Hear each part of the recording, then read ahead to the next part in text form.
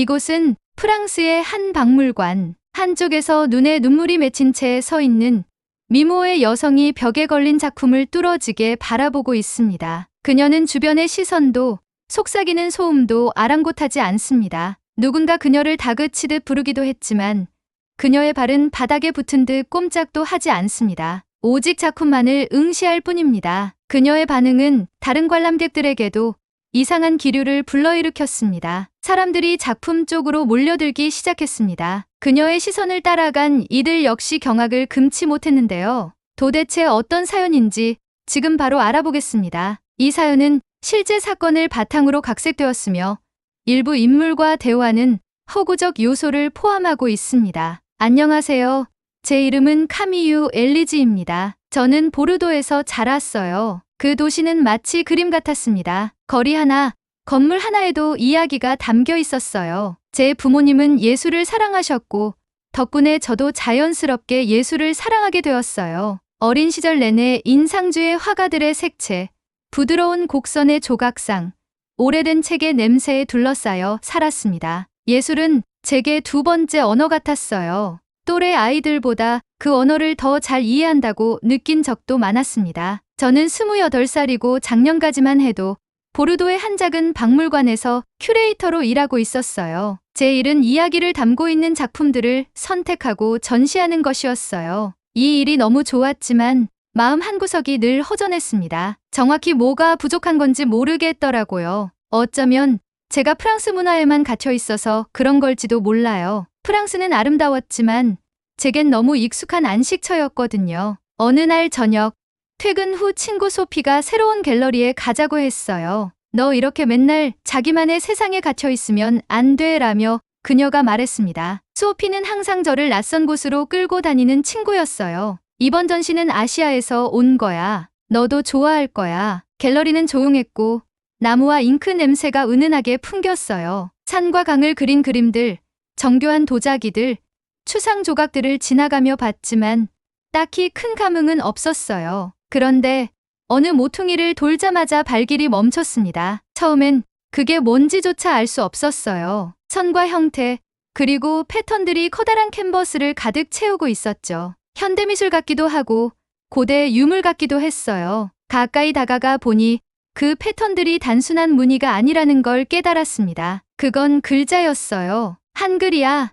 옆에 있던 소피가 속삭였어요. 한국의 문자. 그 글자들은 제가 본 적 없는 형태였어요. 각각이 균형 잡힌 완벽한 디자인 같았습니다. 직선, 부드러운 곡선, 완벽한 원까지. 모든 글자가 퍼즐 조각처럼 딱 들어맞는 느낌이었어요. 벽에 적힌 설명을 읽었어요. 이 작품은 한국 예술가 박미나의 작품입니다. 그녀는 한글을 매개체로 삼아 언어와 예술의 교차점을 탐구합니다. 언어와 예술. 제가 잘 안다고 생각했던 트윅 가지가 이렇게 새로운 방식으로 결합돼 있다니. 저는 글자들을 바라보며 그것들이 무슨 뜻일지 상상했어요. 제가 익숙한 단어처럼 보이진 않았지만 그 글자들은 마치 살아있는 것 같았습니다. 오랜만에 가슴속에서 무언가가 불타오르는 느낌이 들었어요.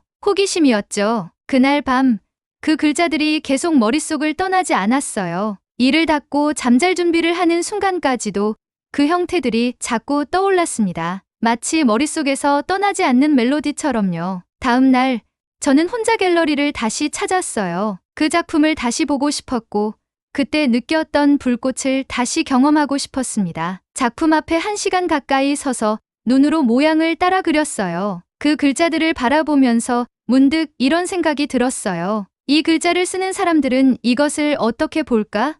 그들에게도 아름다워 보일까? 아니면 그저 평범한 일상일까?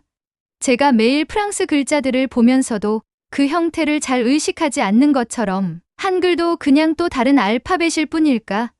아니면 뭔가 특별한 게 있을까? 집으로 돌아와 한글에 대해 검색해 봤어요. 수백 년 전 세종대왕이라는 한국의 왕이 창제했다는 사실을 알게 되었죠. 그는 누구나 쉽게 배우고 읽고 쓸 수 있는 문자를 만들고 싶어 했대요. 글자들이 그냥 만들어진 게 아니었습니다. 소리를 낼 때 입 모양에 따라 설계된 거였죠. 이 사실에 너무 감명받았어요. 프랑스어는 오랜 세월에 걸쳐 서서히 발전한 반면 한글은 목적과 정성이 담긴 창작물이었어요. 단순한 도구가 아니라 예술 작품 같았어요. 시간이 지나면서 제 관심은 점점 커져만 갔습니다. 커피를 마시거나 출근길에 걷거나 심지어 박물관에서 전시를 준비할 때도 한글 생각이 떠나질 않았어요. 동료들도 눈치챘죠. 요즘 왜 이렇게 멍하니 있어? 한 동료가 물었어요. 한글에 대해 배우고 있어. 제가 대답했어요. 한글? 한국의 알파벳이야. 그는 어깨를 으쓱했어요. 왜? 우리한테도 충분히 아름다운 것들이 있잖아. 그의 말이 머릿속에 맴돌았어요. 저는 프랑스를 사랑했지만 아름다움이 꼭 한 곳에만 국한돼야 할 이유는 없잖아요. 새로운 걸 탐험하면 안 되는 걸까? 어느 날 저녁, 저는 우연히 박미나라는 한국 예술가에 대한 기사를 보게 되었어요. 바로 제가 반했던 한글 작품의 창작자였죠. 기사를 읽다 보니 그녀가 파리에서 강연을 한다는 내용이 있더라고요. 망설임 없이 표를 예매했어요. 강연은 작은 강당에서 열렸어요. 저는 노트와 펜을 꼭 쥔 채 학생처럼 긴장된 마음으로 일찍 도착했죠. 박미나 작가님이 무대에 등장했을 때 그녀는 조용한 자신감으로 가득 차 있었습니다. 그녀의 존재만으로도 방 안이 가득 찬 느낌이었어요. 그녀는 한글에 대한 사랑으로 강연을 시작했어요. 한글은 단순한 문자 체계 그 이상이에요. 사람들 간의 다리를 놓아주는 존재죠. 한글을 통해 저는 역사, 문화, 감정을 봅니다. 그녀의 말이 제 가슴 깊이 와닿았습니다. 저는 항상 예술이 사람들과 연결되는 방법이라고 생각했지만 언어도 마찬가지라는 생각은 해본 적이 없었거든요. 강연이 끝난 후 대부분의 사람들이 떠날 때까지 기다렸다가 그녀에게 다가갔어요. 떨리는 목소리로 제 소개를 하고 그녀의 작품에 얼마나 감명받았는지 말씀드렸습니다. 놀랍게도 그녀는 따뜻하게 미소 지으며 말했어요. 한글은 사람들을 끌어당기는 힘이 있답니다. 정말 관심이 있다면 한국에 와보세요. 그곳에서 직접 보면 느낌이 완전히 달라질 거예요. 그녀의 초대는 도전처럼 느껴졌습니다. 정말 제 안락한 세상을 벗어나 지구 반대편으로 갈 수 있을까? 집으로 돌아가는 길에 그녀의 말을 곰곰이 생각했어요. 이제 예술을 단순히 바라보는 걸 멈추고 직접 경험해 볼 때가 온 게 아닐까? 그날 밤 저는 결심했어요. 한국에 가기로요. 비행기가 서울에 착륙하자 설렘과 긴장이 섞인 감정으로 심장이 두근거렸어요. 아시아에 온 건 이번이 처음이었고 모든 게 새롭게 느껴졌습니다. 공항에서 나와 첫 발을 내디뎠을 때 공기가 다르게 느껴졌어요. 맑으면서도 살짝 향신료 같은 냄새가 섞여 있었죠. 초가을이라 그런지 바람이 얼굴에 시원하게 스쳤습니다. 도심으로 들어가는 길은 마치 다른 세상으로 들어가는 느낌이었어요. 하늘을 찌를 듯한 고층 빌딩들이 햇빛 아래 반짝였고 그 사이사이에 역사가 담긴 듯한 곡선 지붕을 가진 작은 건물들이 보였습니다. 마치 역사책에서 튀어나온 듯한 이 건물들은 유리로 된 현대식 타워들 사이에서도 당당하게 서 있었어요. 제가 머물 곳은 인사동에 있는 작은 게스트하우스였어요. 이곳은 미술관과 전통 상점들로 유명한 동네입니다. 방은 소박했지만 따뜻하고 아늑했어요. 나무 바닥과 종이로 된 창문 사이로 부드러운 빛이 스며들었죠. 밖으로 나가면 좁은 골목들이 사람들로 활기찼어요. 수공예 도자기부터 김이 나는 국수까지 다양한 물건을 파는 상인들로 가득했습니다.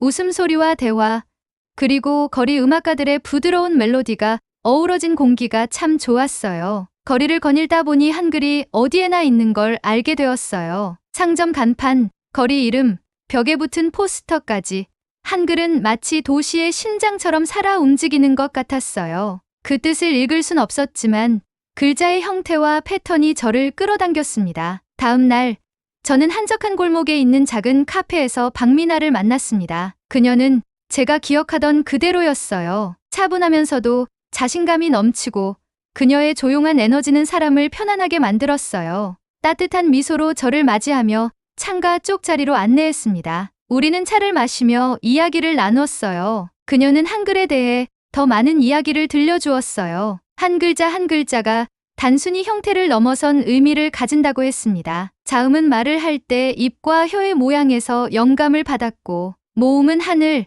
땅, 사람 간의 조화를 상징한다고 했어요. 저는 그녀의 이야기에 귀를 기울이며 모든 말을 받아들였어요. 저는 항상 글자가 단어를 만드는 도구라고만 생각했는데 여기선 그것들이 예술이자 과학, 그리고 철학이기도 했습니다. 그날 오후 미나 선생님은 저를 경복궁으로 데려갔어요. 서울에서 가장 웅장한 역사적 장소 중 하나입니다. 궁의 문은 거대했고 강렬한 빨강과 초록으로 칠해져 있었으며 용과 구름 문양 같은 정교한 디자인으로 장식돼 있었어요. 문 너머로는 꿈같은 궁전이 펼쳐졌고 멀리 산으로 둘러싸여 있었습니다. 우리는 뜰을 걸으며 미나는 한글을 창제한 세종대왕이 이곳에서 살았다는 이야기를 들려주었어요. 그녀는 그의 비전에 대해 말했어요. 그는 가장 가난한 농부조차 배울 수 있는 문자를 원했어요. 그건 연민에서 비롯된 일이었죠? 라고 했습니다. 그녀의 말은 궁전 주변을 둘러보는 동안 제 마음에 깊이 남았어요. 단순한 소망에서 시작된 일이 이렇게 아름답고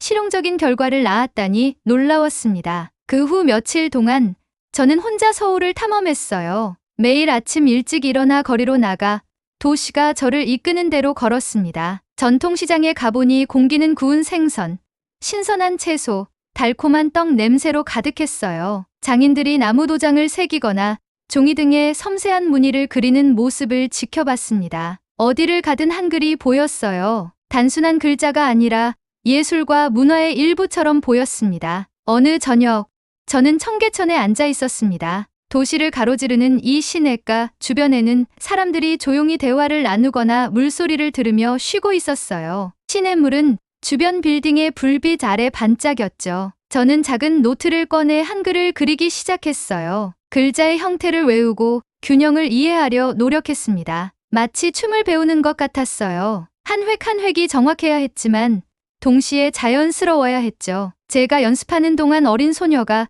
저를 바라보며 멈췄어요. 그녀는 웃으며 한국어로 무언가 말했는데 알아들을 수는 없었어요. 소녀는 제 노트와 펜을 가리키더니 무언가 쓰고 싶다는 제스처를 했어요. 저는 펜을 건넸고 그녀는 조심스럽게 사랑이라고 적었습니다. 그 뜻을 몰랐지만 그 단어가 가진 무게는 느낄 수 있었어요. 게스트하우스로 돌아와 그 뜻을 찾아보니 사랑이더군요. 여행 중 가장 인상 깊었던 순간은 한글날, 한글을 기념하는 국경일이었어요. 미나가 광화문 광장에서 열리는 축제에 저를 초대했어요. 광장은 나이와 상관없이 웃고 떠드는 사람들로 가득했어요. 길거리에 늘어선 가판대에서는 게임, 음식, 공예품을 팔고 있었어요. 전통 음악에 맞춰 춤을 추는 공연자들은 에너지와 우아함으로 가득 차 보였습니다. 한 부스에서는 사람들이 붓과 먹으로 한글을 그리는 모습을 볼 수 있었어요. 검은 획은 하얀 종이 위에 선명하게 남았고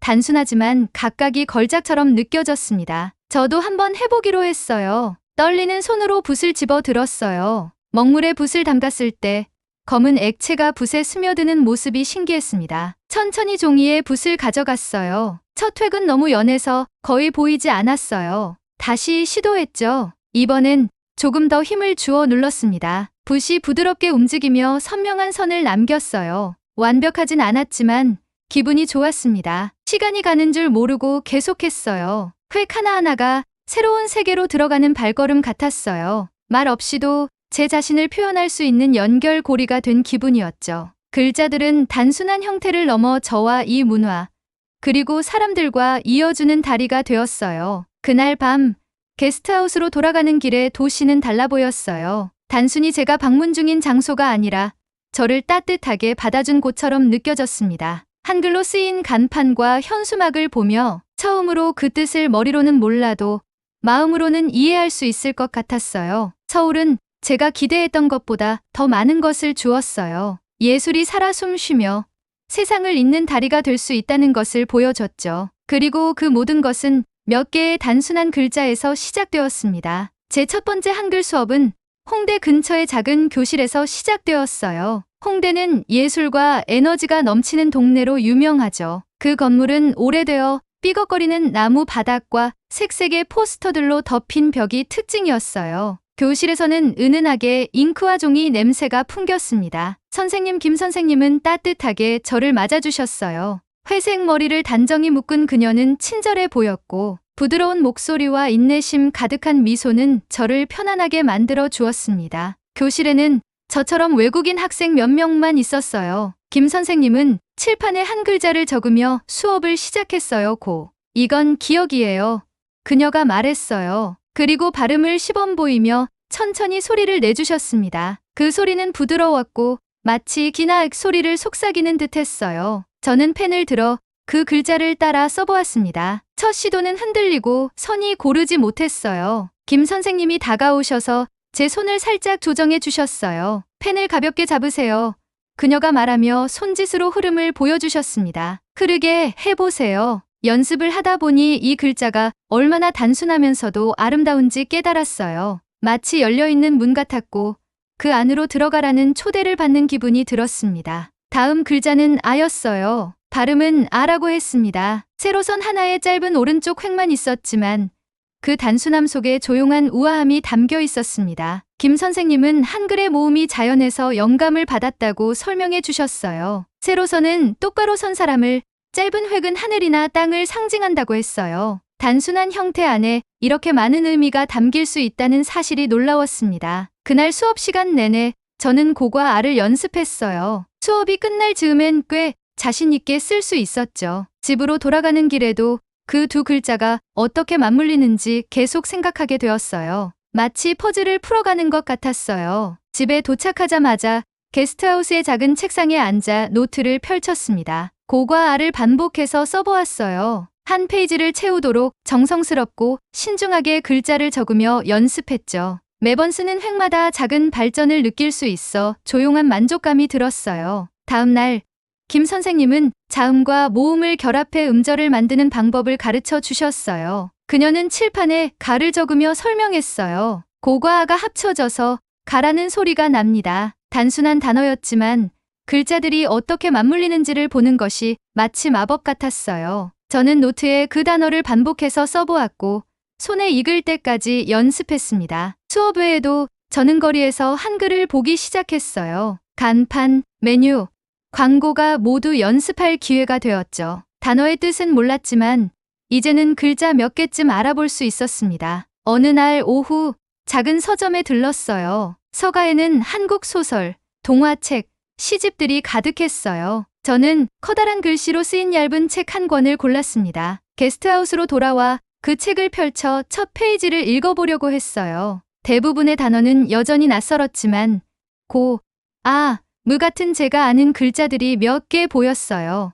마치 보물 지도에서 작은 조각들을 찾아낸 기분이었어요. 몇 주가 지나면서 수업은 점점 어려워졌어요. 김 선생님은 새로운 자음과 모음을 소개해 주셨어요. 각각의 글자에는 고유한 모양과 소리가 있었죠. 특히 샤시옷과 지지으지 어려웠어요. 이 글자들은 섬세했고 작은 실수로도 쉽게 틀리기 쉬웠습니다. 하지만 좌절감이 들 때마다 제가 왜 이걸 하고 있는지 스스로에게 상기시켰어요. 이제 한글은 저에게 단순한 알파벳 그 이상이었어요. 문화를 열어주는 열쇠이자 사람들과 연결될 수 있는 방법이었고 세상을 새로운 시각으로 바라볼 수 있는 도구였습니다. 어느 날 김 선생님은 특별한 과제를 주셨어요. 자신에게 의미 있는 단어를 간단히 써보세요. 그녀가 말했어요. 저는 청계천에서 만난 소녀가 적어주었던 사랑이라는 단어를 떠올렸어요. 그 단어는 보편적이면서도 개인적으로 깊은 울림을 주는 단어였죠. 조심스럽게 제 노트에 그 단어를 적어 내려갔습니다. 각 획을 신중하고 정성스럽게 썼어요. 글을 완성하고 나서 보니 샤,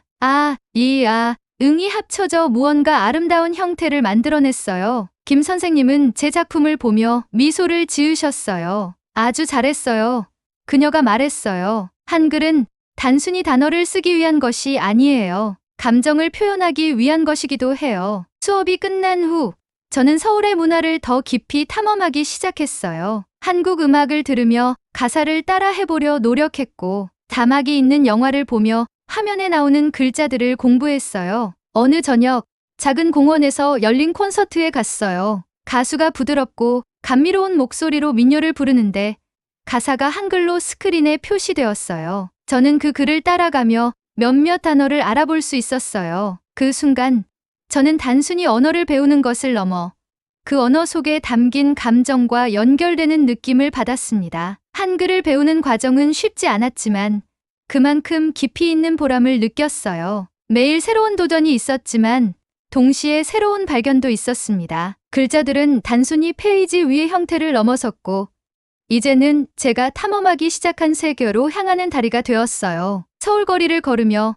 도시는 더 이상 낯설게 느껴지지 않았어요. 간판과 포스터가 더 이상 풀어야 할 수수께끼처럼 보이지 않았습니다. 그것들은 읽히길 기다리는 이야기였어요. 그리고 저는 더 배우고 싶었습니다. 어느 쌀쌀한 아침, 저는 서울의 작은 공원에서 열린 야외 축제에 가게 되었어요. 공기는 맑고 구운 밤과 달콤한 떡 냄새로 가득했어요. 김 선생님께 들었던 행사였는데 한글날을 기념하는 어린이 시 낭송 대회라고 했습니다. 호기심과 설렘이 가득한 마음으로 가보기로 했어요. 공원은 활기로 가득했어요. 가족들은 나무 아래 모여 있었고 한글 글씨가 적힌 알록달록한 현수막들이 바람에 흔들리고 있었어요. 아이들은 웃으며 부스를 오가며 풍선을 들고 간식을 먹었고요. 공원 중앙에는 꽃과 리본으로 장식된 작은 무대가 세워져 있었습니다. 저는 무대 근처 자리에 앉아 아이들이 한 명씩 나와 시를 낭송하는 모습을 지켜봤어요. 어떤 아이들은 부끄러워하며 목소리가 잘 들리지 않았고 또 어떤 아이들은 자신감 있게 말하며 그들의 단어가 음악처럼 공기를 채웠습니다. 그들이 무슨 말을 하는지 대부분 이해하지 못했지만 목소리 속 감정은 충분히 느낄 수 있었어요. 그때 10살 남짓 되어 보이는 한 소년이 무대에 올랐습니다. 통통한 볼에 깨끗한 흰 셔츠를 입고 있었어요. 그는 작은 손으로 종이를 들고 있었고 약간 떨리는 게 보였어요. 소년은 깊게 숨을 들이쉬고 말을 시작했어요. 그의 목소리는 맑았지만 부드러웠고 한 단어 한 단어를 신중하게 발음했어요. 그가 시를 읽는 동안 관객들 중 몇몇이 눈물을 흘리는 것을 보았어요. 저는 그의 말을 이해하지 못했지만 목구멍이 뭉클해지는 느낌이 들었어요. 그의 목소리에는 단순한 단어 이상의 무언가가 담겨 있었습니다. 사랑, 고통, 그리고 희망이 섞여 있었고 그 모든 것이 한글의 단순한 아름다움 속에 담겨 있었어요. 소년이 낭송을 마치자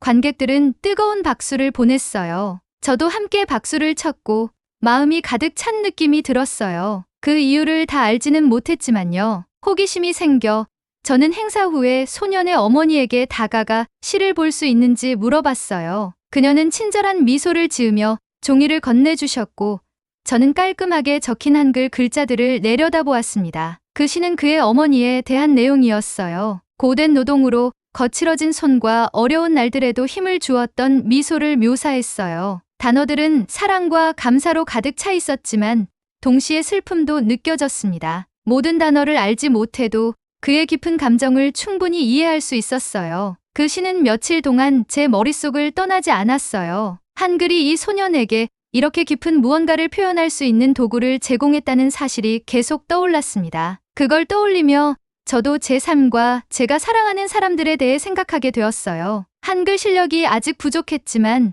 저도 제 시를 써보기로 했어요. 게스트하우스의 책상에 앉아 저에게 가장 중요한 것이 무엇인지 떠올렸습니다. 펜을 집어들고 페이지 맨 위에 사랑이라고 적었어요. 그 후로는 단어들이 천천히 떠올랐지만 결국 떠올랐습니다. 저는 제 부모님과 그들의 예술에 대한 사랑이 어떻게 저를 형성했는지에 대해 썼어요. 어린 시절 집안의 따뜻함, 아침마다 풍기던 신선한 빵 냄새, 가족, 저녁 식사에서 울려 퍼지던 웃음소리에 대해서도요. 제 문장은 단순했고 실수투성이었지만 신경 쓰지 않았어요. 한글로 글을 쓰는 것이 단어와 더 가까워지는 느낌을 주었고 그것들이 다른 무게를 지닌 것처럼 느껴졌습니다. 다음 날 저는 제 시를 김 선생님께 보여드렸어요. 문법이 서툴고 글씨도 엉성해서 부끄러웠지만 선생님은 시를 읽으며 눈빛이 부드러워지셨고 미소를 지으셨어요. 정말 아름다워요. 그녀가 말씀하셨어요. 한글은 완벽함을 위한 게 아니에요. 마음속에 있는 것을 표현하기 위한 거죠. 그녀의 말은 제가 계속 글을 쓸 수 있는 자신감을 주었어요. 몇 주 후 김 선생님과 함께 한 초등학교를 방문했어요. 그녀는 한글 서예 워크숍 강의를 초청받으셨고 저도 함께 가자고 하셨어요. 교실은 밝고 즐거운 분위기였고 벽에는 색색의 그림들이 붙어 있었어요. 아이들은 단정히 줄을 맞춰 앉아 있었고 김 선생님이 수업을 시작하자 호기심 가득한 눈빛으로 바라보았어요. 선생님은 붓을 잡는 방법과 첫 획을 그리는 방법을 보여주셨어요. 아이들은 웃음을 터뜨리며 시도했는데 잉크를 번지게 하거나 선을 삐뚤게 그리기도 했어요. 그 모습을 지켜보다가 교실 뒤쪽에서 조용히 앉아있는 한 소녀를 발견했어요. 그녀는 붓을 들지 않았고 웃음에도 함께하지 않았어요. 머리를 숙이고 자기만의 세계에 갇힌 것처럼 보였어요. 저는 그녀 옆으로 다가가 무릎을 꿇고 앉았어요. 조심스럽게 빈 종이를 그녀 앞에 놓고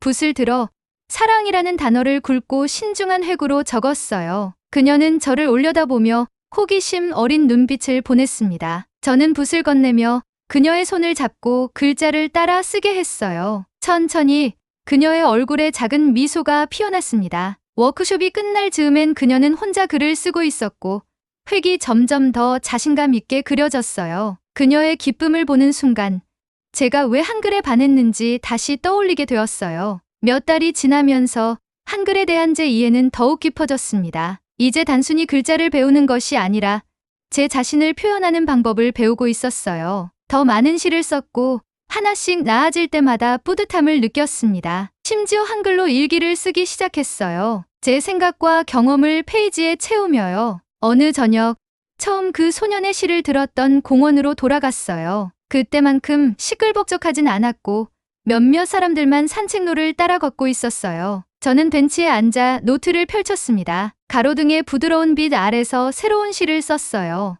이번에는 서울에 대한 시였어요. 오래된 것과 새로운 것, 붐비는 거리와 고요한 사찰 같은 도시의 대조에 대해 썼어요. 그리고 제가 만난 사람들, 그들의 친절함과 따뜻함에 대해서도요. 글을 마쳤을 때 한글이 더 이상 단순한 알파벳이 아니라는 걸 깨달았어요. 그것은 이제 제 일부였고 과거와 제가 발견한 새로운 세계를 잇는 다리가 되었어요. 그리고 오랜만에 마음이 평온해졌습니다. 오늘의 이야기는 여기까지였습니다. 오늘도 긴 시간 시청해 주셔서 진심으로 감사드립니다. 영상이 즐거우셨다면 구독, 좋아요, 알림 설정 부탁드려요. 여러분의 소중한 클릭 한 번이 큰 힘이 됩니다. 사랑하는 시청자 여러분, 오늘도 행복하고 좋은 하루 되시길 바랍니다.